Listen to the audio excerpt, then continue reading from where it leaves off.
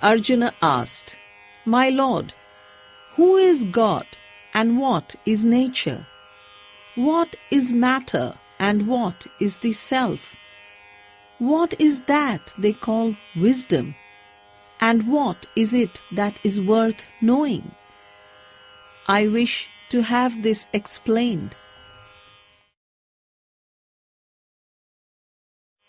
Lord Shri Krishna replied, "O Arjuna, the body of man is the playground of the self, and that which knows the activities of matter, sages call the self. I am the omniscient self that abides in the playground of matter. Knowledge of matter and of the all-knowing self is wisdom.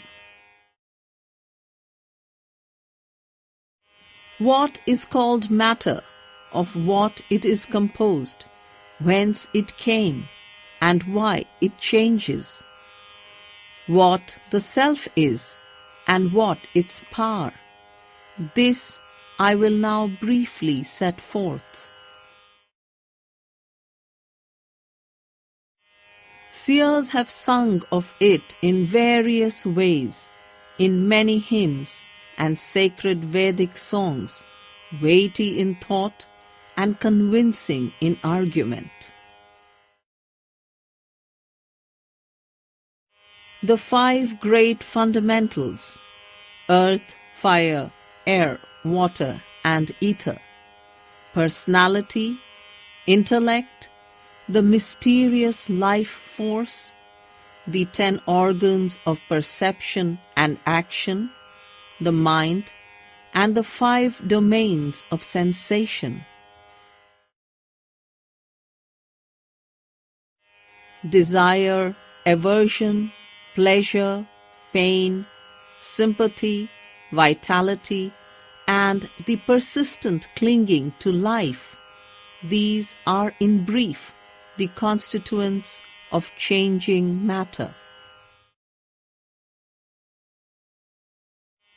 Humility, sincerity, harmlessness, forgiveness, rectitude, service of the Master, purity, steadfastness, self-control, renunciation of the delights of sense, absence of pride, right understanding of the painful problem of birth and death, of age and sickness. Indifference, non-attachment to sex, progeny, or home, equanimity in good fortune and in bad. Unswerving devotion to me by concentration on me and me alone, a love for solitude, indifference to social life, constant yearning for the knowledge of self and pondering over the lessons of the great truth. This is wisdom. All else, ignorance. I will speak to thee now of that great truth which man ought to know, since by its means he will win immortal bliss, that which is without beginning, the eternal Spirit which dwells in me, neither with form nor yet without it. Everywhere are its hands and its feet.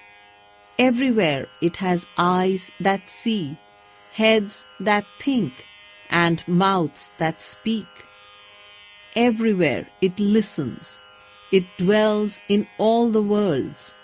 It envelops them all.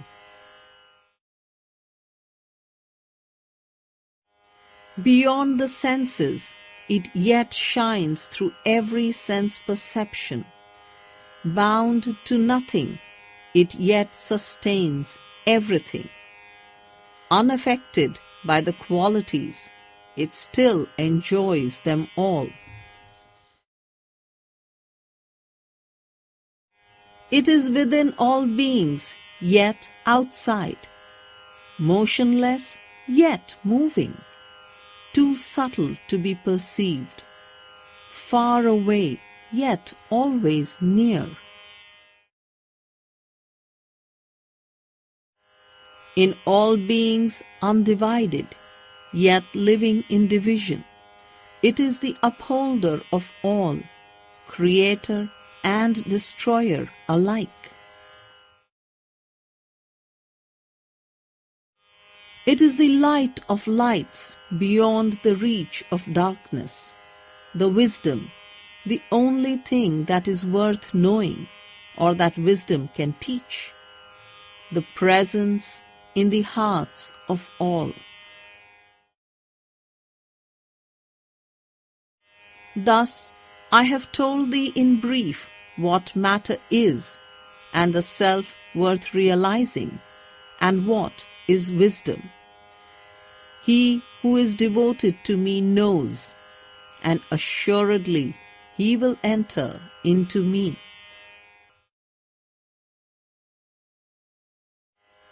Know thou further that nature and God have no beginning, and that differences of character and quality have their origin in nature only. Nature is the law which generates cause and effect. God is the source of the enjoyment of all pleasure and pain.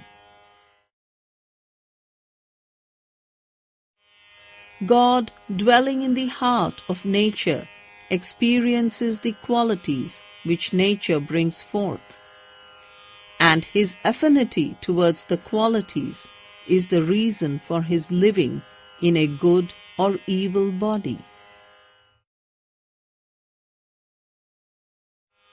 Thus, in the body of man dwells the supreme God, he who sees and permits, upholds and enjoys the highest God and the highest self. He who understands God and nature along with her qualities, whatever be his condition in life, he comes not again to earth. Some realize the Supreme by meditating, by its aid, on the self within. Others by pure reason, others by right action. Others again, having no direct knowledge, but only hearing from others, nevertheless worship, and they too, if true to the teachings, cross the sea of death.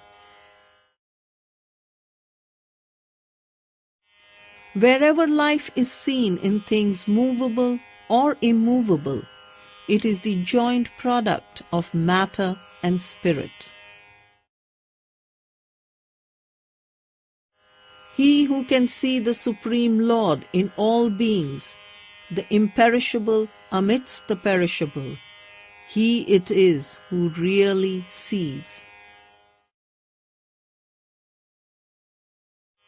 Beholding the Lord in all things equally, his actions do not mar his spiritual life, but lead him to the height of bliss.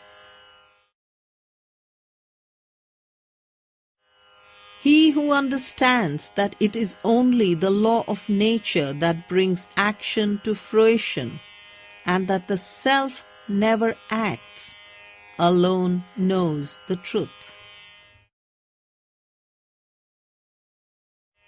He who sees the diverse forms of life, all rooted in one, and growing forth from him, he shall indeed find the Absolute.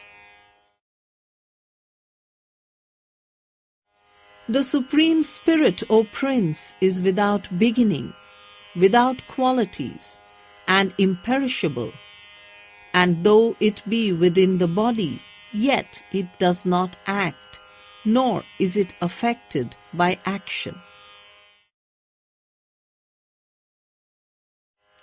As space, though present everywhere, remains by reason of its subtlety unaffected, so the self, though present in all forms, retains its purity unalloyed. As the one sun illuminates the whole earth, so the Lord illumines the whole universe. Those who with the eyes of wisdom thus see the difference between matter and spirit, and know how to liberate life from the law of nature, they attain the supreme.